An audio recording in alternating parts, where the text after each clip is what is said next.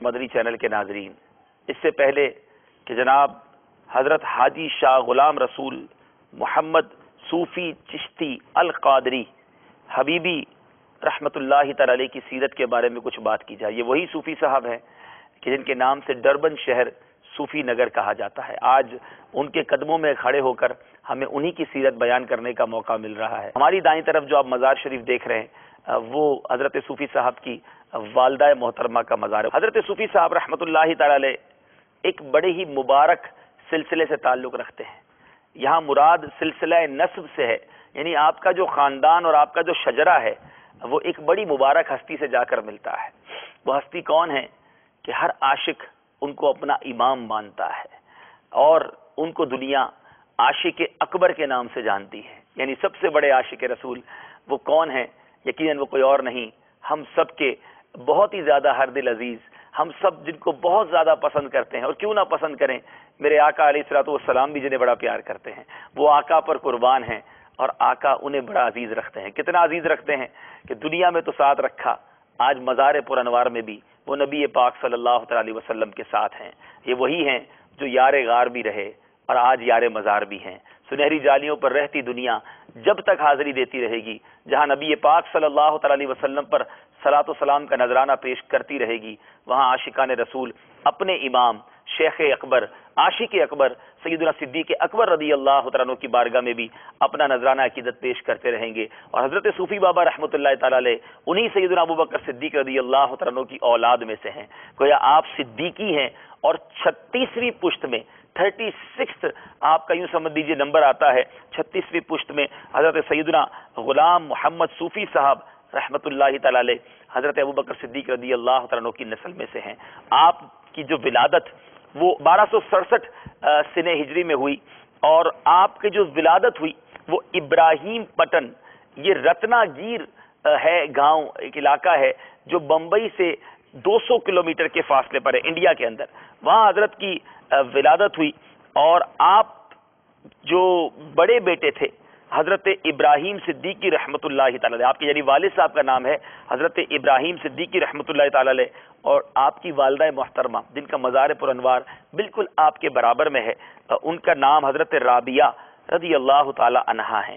اسی طرح میرے پیارے اور محترم اسلامی بھائیوں، آپ کے والد صاحب حضرت ابراہیم صدیقی صاحب یہ مسجد کے امام صاحب بھی تھے اور مدرسہ پڑھایا کرتے، اور صوفی صاحب رحمۃ اللہ تعالی علیہ اپنے والد صاحب کے ساتھ ہی بچپن میں مدرسے میں تعلیم حاصل کیا آپ نے، اور الحمدللہ بچپن ہی سے ایک برائٹ اسٹوڈنٹ جس طرح ہوتا ہے، زیادہ پڑھنا، علم دین حاصل کرنے کا جذبہ ہونا، اس میں مصروف رہے اور بہت جلدی اپنی کوالیفیکیشن پوری کر لی اور حافظ بہت چھوٹی عمر میں بن گئے۔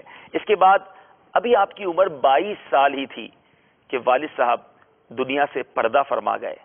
اس کے بعد میرے پیارے اور محترم اسلامی بھائیوں، آپ اپنی تعلیم آپ نے جاری رکھی اور مذہبی ماحول سے ہی آپ وابستہ رہے۔ 1892 بہت پرانی بات ہے، 1309 سن ہجری میں آپ اپنے بچوں کو، اپنے اسٹوڈنٹس کو اور حج پر جانے والوں کو حج کی تربیت دے رہے تھے۔ تو اچانک کیا ہوا کہ تربیت دینے کے دوران کعبہ شریف کا منظر آپ کی آنکھوں کے سامنے آ گیا، پردے اٹھ گئے اور آپ نے کعبے کا دیدار کر لیا۔ پھر تھوڑی دیر کے بعد وہ منظر تو چلا گیا لیکن آپ کے دل کے دنیا زیر و زبر کر گیا۔ عاشق رسول کی یوں سمجھ لیجئے کہ آنکھیں بھر آئیں اور اب دل مچل گیا کہ میں نے بھی حج پر جانا ہے۔ ایسا لگتا تھا کچھ اشارہ ملا تھا، آپ نے رخت سفر باندھا، لیکن ماجرا یہ تھا کہ والدہ محترمہ بہت زیادہ علیل تھی، بیمار تھی اور عمر بھی بڑی ہو چکی تھی، آپ کے بچوں کی امی بھی ساتھ تھی، اب ان دونوں کی ذمہ داری بھی آپ کے سر پہ تھی، تو آپ نے ان دونوں کو ساتھ لیا۔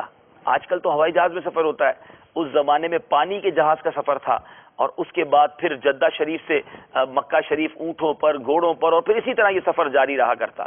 مگر بات وہی تھی کہ میٹھا مدینہ دور ہے، جانا ضرور ہے۔ اب دل کی دنیا کچھ اور ہو چکی تھی، مدینے جانے کی تڑپ بڑھ چکی تھی، حرم پاک جانا ان کے لیے بہت ضروری تھا۔ اب عاشق کیا کرتا ہے؟ اس کا عشق حوصلہ بڑھاتا ہے۔ آپ نے کیا کیا کہ اپنی والدہ کو بھی لیا، اپنے بچوں کی والدہ کو بھی لیا اور حج کے سفر پر روانہ ہو گئے۔ جہاز کا سفر تو پورا ہوا، جب جدہ پہنچے جدہ کی بندرگاہ پر پہنچے تو وہاں پر بڑا رش تھا، اور اونٹ والے اور گھوڑے والے یا جو لے جانے والے لوگ تھے وہ کافی دیر تک انتظار کرتے رہے، لیکن صوفی صاحب کو کوئی سواری نہ ملی۔ تو اب عشق رہنمائی کرتا ہے، آپ نے ایسا عظیم کام کیا کہ آج بھی جب ہم کتابوں میں پڑھتے ہیں تو عقل حیران ہو جاتی ہے۔ آپ نے کیا کیا؟ آپ نے اپنی والدہ کو اپنے کاندھوں پر اٹھایا اور بچوں کی امی کو ساتھ لیا اور جدہ سے مکہ شریف پیدل سفر کرنا شروع کر دیا۔ مکہ پاک پہنچے اور اس کے بعد آپ نے طواف کیا۔ سوچ سکتے ہیں اتنی تکلیفیں اٹھانے کے بعد جب کوئی عاشق اپنی منزل پہنچتا ہے تو دل کی کیفیت کیا ہوگی۔ بہرحال اپنے رب کی بارگاہ میں بڑی التجائیں کی، اپنی والدہ محترمہ کو کاندھے پہ اٹھا کر طواف کی سعادت حاصل کی، اور اس کے بعد میرے پیارے اور محترم اسلامی بھائیوں، عاشقوں کی سرزمین، عاشقوں کا مرکز مدینہ طیبہ کے لیے روانہ ہوئے۔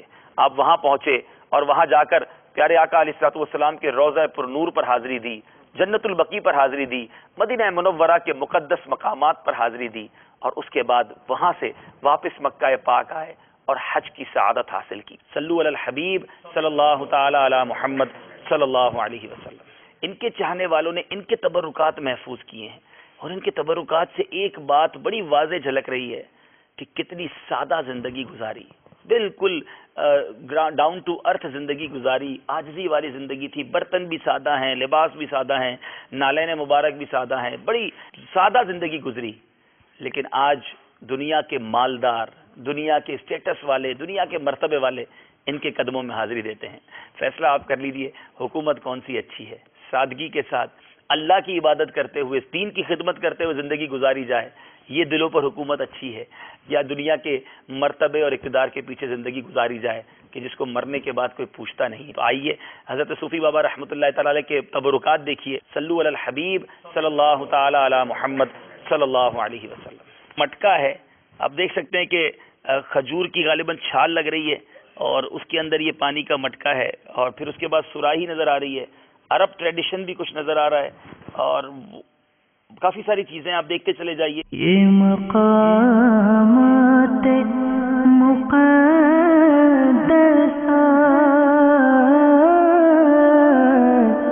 یہ مقامات مقدسات اللہ والوں سے ہیں جو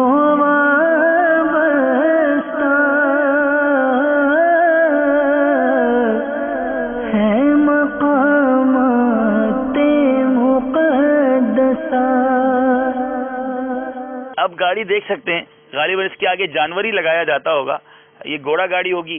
یہ 1895 میں، آج 2012 ہے، کیلکولیٹ کریں تو 117 سال پہلے یہ گاڑی آپ نے خریدی تھی۔ اور اس کیوں لی تھی کہ اس گاڑی کے ذریعے آپ کیا کرتے تھے؟ Transport for building of the Sufi mosques in Durban and to also build the mazar sharif of حضرت بادشاہ پیر رحمۃ اللہ تعالی علیہ کے مزار کو بنانے کے لیے اور مساجد کی تعمیر کے لیے آپ نے یہ سواری خریدی، اور اس پر سوار ہو کر آپ مساجد بنانے سفر کیا کرتے تھے۔ کس ان کے کمال کی بات کی جائے، باقی یہ بھی ایک مبارک سواری، اور اب یہاں یادگار کے طور پر رکھ دی گئی ہے۔ اور واقعی بڑی بڑی سواریاں دیکھی ہیں، بہت ہیوی گاڑیاں ہم نے دیکھی ہوں گی، لیکن اللہ والوں کی جو گاڑی ہے اس کی شان ہی کچھ نرالی ہے۔ اللہ تعالی ہمیں اس مبارک سواری کے صدقے جنت کی سواری عطا فرمائے۔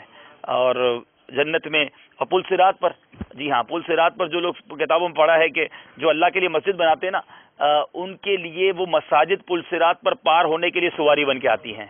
ایک اور روایت پڑھی ہے کہ قربانی کے جانور وہ بھی سواری بن جاتے ہیں پل صراط پار کرنے کے لیے۔ تو اللہ تعالی ہمیں یہ سواریاں بھی عطا فرمائے۔ صلو علی الحبیب صلی اللہ تعالی علی محمد صلی اللہ علیہ وسلم۔ پیارے محترم اسلامی بھائیوں، جدت، انوینشن اگر صحیح معنوں میں استعمال کی جائے تو واقعی بڑی اچھی چیز ہے۔ مزار شریف پہ مائے ہیں، انتظامات واقعی بڑے اعلیٰ ہیں، لیکن جس مشین کے پاس ہم کھڑے ہیں، آپ یہ پورا ریک دیکھیے گا، یہ پورا ایک ریک ہے جو گرل آپ اس کو کہہ لیں، سیڑھی کے ساتھ بنی ہوئی ہے۔ اور یہ مشین میں نے تو پہلی بار دیکھی ہے کہ اس پر ویل چیئر جو ڈسیبل لوگ ہوتے ہیں، جو ویل چیئر پر بزرگ وغیرہ آتے ہیں، یہ ویل چیئر سیڑھیوں پر اگر چڑھنا ہے تو یہ پوری ویل چیئر کو سیڑھیوں پہ کیری کرے گا، یعنی اس مشین کے ذریعے ویل چیئر پوری جو ہے وہ اوپر آ جائے گی. یوں سمجھ لیں ویل چیئر کی ایک لفٹ ہے جس کے ذریعے ویل چیئر ورکنگ ہوتی ہوگی. تو ماشاءاللہ بڑا اچھا انتظام ہے ایک معذور لوگوں کے جو ویل چیئر پر آتے ہیں تو وہ بھی آسانی کے ساتھ حاضری دے سکیں. تو واقعی اگر جدت صحیح استعمال ہو تو یہ ایک اچھی چیز ہے. اللہ تعالیٰ جنہوں نے معذوروں کے لیے اور بزرگوں کے لیے انتظام کیا ہے، اللہ تعالیٰ اس انتظام کو اپنی بارگاہ میں قبول فرمائے.